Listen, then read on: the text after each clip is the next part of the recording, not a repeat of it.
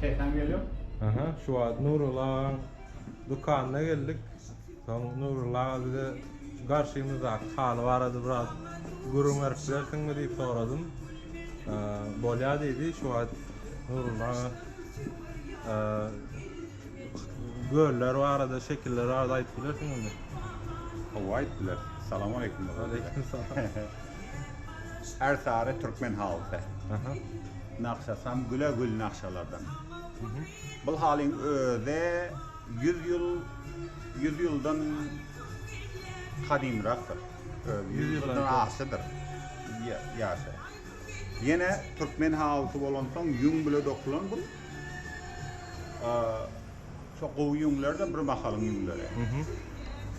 Olsan renkleri hem boyaları diyeyim. Çöp renkten. Ne renk bu? Çöp. Çöp Ve- renk.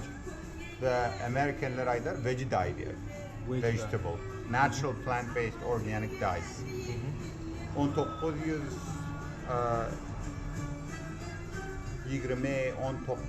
1910'un vaxtlarında dokulan halı bulan öylere. Ha, hayfı geografiyadan çıktı da. Eğer sarı olsa şol Çarjı deyipsen bolur. Çarjı, töwereklerden. Töwereklerden. Sonra oğlanlarım çırakam nakşalar dokap başladı. Ha, 1970-80'lerde Hasim Köpel'de. yönü göller yaman uluyu hafta odan kendi renkem. Ovadan. Bilen bunda bir qo'jay var. Bu halinin Türkmen hallarda yaşıl az ulananır.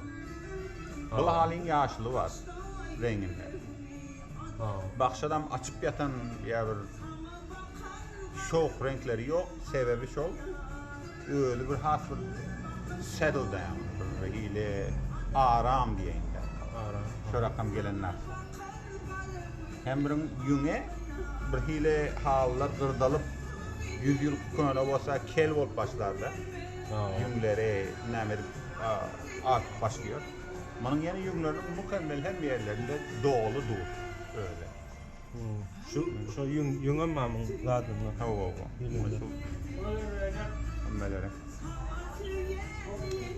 Orada Doğru. her sarı anlamının biri. Amerika'da ne açarak bakadan duruyor bular. Her kim her dil dat diliyor. Aha. Bitlere alın tillek alın bahamıza bir zat koyup satı veriyor. Ha. Yani dilininde bir hil mağazalar 10.000 $, diyor. Bir hilse 7.000. Yani Kâverleri billere mana şol 7.000 lira satsak. doğru. O gider. Kâverlerde 20-30 dolar Ha, satılıyor. yani turist jaylarda yani biller onça bir ulu magazin bolmansan düşünüple adımlar alıyor alandadan. Doğru. Onun için az bahadlemek. Doğru. Biz yine şun yal seriyalar eder. Daha ne tip olsa başka haller İnşallah var. ederiz. Doğru ya. Sağ ol. Doğru. Köp sağ olun. Sağ ol senin.